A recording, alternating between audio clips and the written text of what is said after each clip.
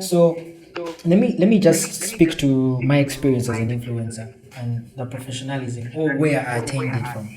There are actually people who are teaching influencers how to do this professionally. The only problem is, okay, this is the time I'm going to say influencers are lazy. Lazy, not online when it comes to promoting, but lazy when it comes to onboarding new skills. Yeah, because I've seen people who you're an influencer and they are only on Twitter. Like you don't even want to pick up any other skill on any other platform. Like you, if it's not on Twitter, that money has gone. You've missed it. Yeah, that's a fault. So I used to be the kind of unprofessional influencer whereby I just get money, eat money, post, get money, eat money, post. And then I started seeing people putting up influencer master classes. I've attended one by John Senkezi, I've attended one by John Babirukamu, Robert Sewonia, and now I'm at Datamine. Yeah, not just studying about influencing but general marketing, because I love the art. I love the fact that I am able to tell people something and they're able to believe it. Yeah, I really love that, and I always want to grow my skill. What I feel we should do as influencers is we should always yearn to learn more. Yes, you're an influencer, but can you even take pictures? Okay, you can't. Can you learn to do it? Yeah. When I was starting out, I didn't even know how to use a DSLR camera. Right now, I have my own camera. Yeah, I didn't know how to do videos. Right now, I do that. Look at TikTok. People on TikTok are doing videos. They're doing infographics. They're doing photos. They are so talented, and I keep on telling people this is why those kind of influencers demand for premium money. Yeah, I'll take you to a market like in Nairobi. Nairobi, if you don't have anything above in Uganda shillings, 500,000 Uganda shillings, you're literally not going to pay anyone to influence, because these guys are skilled. The one gig I really did from Nairobi, I even got scared. Now let me tell you what happened. These guys call me up. They tell me I'm going to give you 4,000 Kenyan shillings. It was about 1 million shillings. So I said, hey, so you want me to get other influencers and we split this money? They're like, no. What are you saying? This 4,000 Kenyan shillings is yours to influence. Yeah, and I was like, wow, okay. But in the contract, they had certain terms, a video, an experience, some photos, professional photos. I mean, they give you money that is actually going to facilitate you through all these things. If you want to do a video, you can get money from that very paycheck. If you want to do photos, that very paycheck. But what I realized is, even with the skills I had, our Kenyan counterparts beat my team, because these guys were out there approaching random people and asking them about this brand, and I'm like, wow, that's very nice content. Valuable content. Exactly, valuable, like things not even the brand could have thought about. These guys were thinking out of the box, and it hit me. I said, you know what? This is why they actually pay these guys this much. Correct. This is why. Yes. Why? Because these guys are professional, they think out of the box, and they are really hitting it on the nail. Yes. Let me just, we were actually talking about how brands can get the right influencers, yeah. And what I've been doing over the years, number one, sometimes I contact agencies. Let's say now, like banks, someone from a bank calls me like, yo, you're an influencer, get me people who can do a bank gig.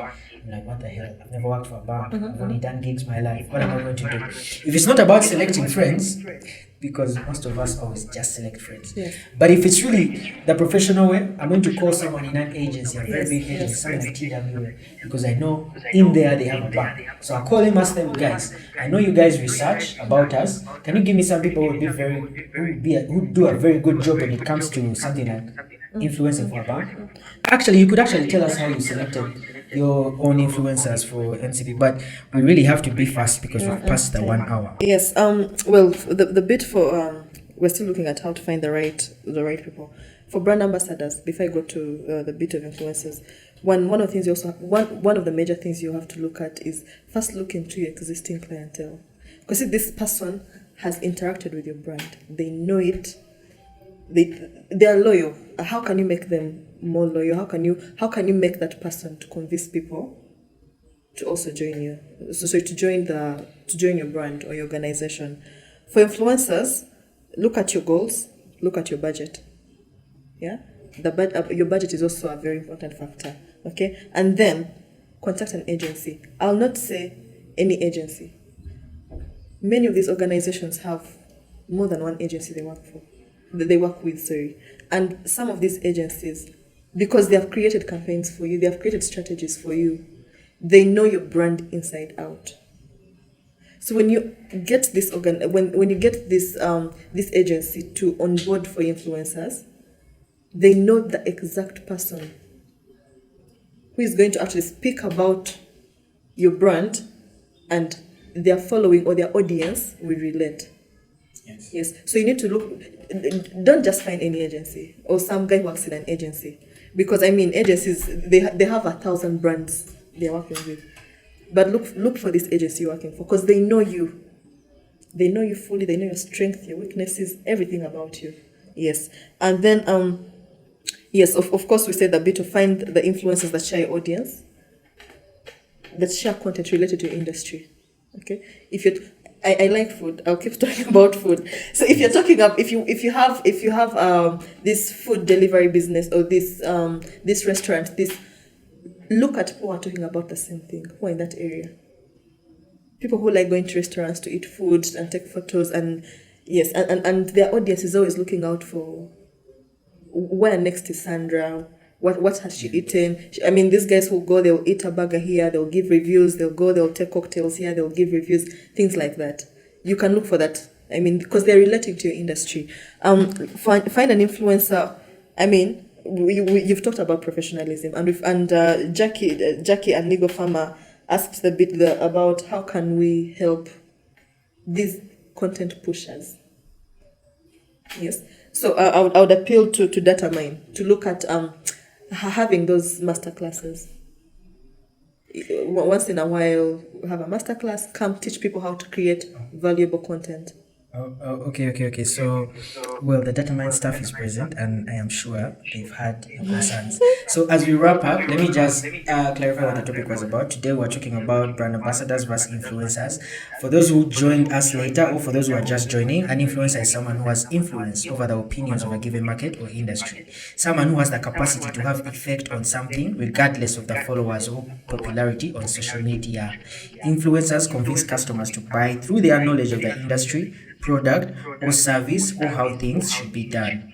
Whereas a brand ambassador, on the other hand, is a paid person, often a customer, but not always a person who embodies and represents the core identity of an organization. Yeah, a brand ambassador represents a company and can speak to media outlets on behalf of the brand. One can also say a brand ambassador is an influencer who signs an exclusive partnership with a brand. Yeah, so understanding the differences between these two is crucial for any business wanting to promote their products, because you want to know, do you want to build brand loyalty, so that you onboard some brand ambassadors, or do you want to just put up some awareness around your brand, so that you can now go on and onboard some influencers. So any parting shots, Sandra? Cool. Thank you. Thank you, Faizo. This is a very interesting topic, and I think brands, organizations need to look so much deeper into this. As a brand, do you want an influencer? Do you want an ambassador? How many influencers should you onboard? And what is the value they are going to look at? What's the value they're going to bring to the table? Or if it's an ambassador, what value? What is the return on investment? Okay, because yes, I mean many businesses, I mean they're not charity organizations. They are looking for make profit at the end of it all. Yeah, so I think brands. I would throw everything else to do with influencers and ambassadors back to organizations, back to brands. I think it's our role to look so much into what we're trying to achieve. What we're trying to achieve, the audiences. I mean, are we looking at increasing website sign-ups? Are we opening accounts? Are we etc and etc? Yes. So organizations need to look at that, but then also the bit of having masterclass to teach people how to create valuable content. An influencer or an ambassador shouldn't go around singing, I'm an influencer, I'm an ambassador. Your content should speak for itself.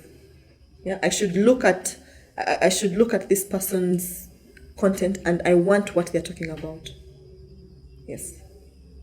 All right, thank you. So, because of time, I wasn't really able to go through this, but my parting shots are actually going to be advice to fellow people out there who want to become influencers. This is the question I get every day. Let me tell you something. You open your DM, you think you have a gig, and it's just someone asking you, how can I become an influencer? How can I become an influencer? So, my parting shot is to you out there.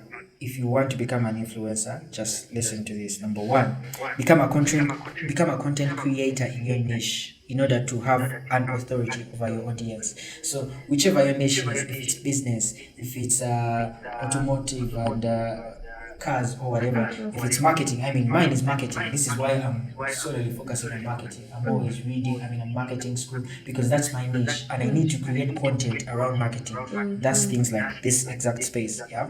Second, optimize your social media profiles to send out the same message, guys.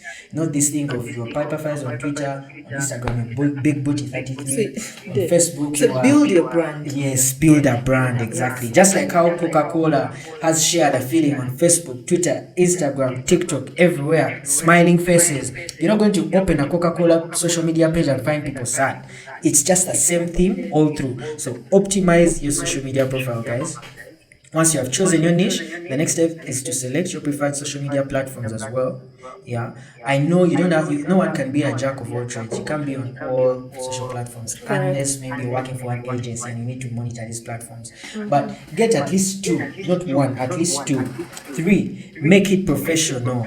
For people on Instagram, switch it to a business page. People on Facebook, open a page. I've had people on Facebook come to me and tell me, great, I have 4,000 followers and my friends reached maximum. I think I can influence them. I'm like, do you have a page? No. So how are we going to measure the insights? Because Facebook doesn't give insights for, normal pages. Make it professional. And if you've chosen a slogan or name, yeah, make sure our brands are going to be okay with it. This is for people on Twitter. People won't believe this, but I once missed out on a gig that was going to pay me about 3 million shillings because I was calling myself Young Black King. Yeah, and this is an NGO. So just before they could write off the deal, the big man was like, he has the word black in his slogan. They're like, yeah, auntie, that's what he calls himself. He's hip, he's young, he's black, he's a king. And I missed that. He said, you know what? I just can't work with people like that. Just because of my name. Yeah. And I know some people on this space with very, very awkward names, but they also want to be influencers. You want MTN to hire you, but your name, you want Airtel to hire you, but your name is Laika.